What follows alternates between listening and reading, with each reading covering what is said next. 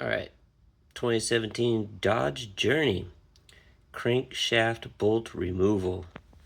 You can see a little pry bar I've got right there and where I've got it wedged at. Just like that. Pow. That worked. Now it took a 18-inch by half-inch breaker bar and the jack handle as a cheater bar, but it worked. Broke her free. Just had to get that wedged down over here, right there on the old drive shaft, or the I guess it's a drive shaft. It's front wheel drive, CV shaft, whatever you want to call that thing. There you go. 2017 Dodge Journey crankshaft bolt.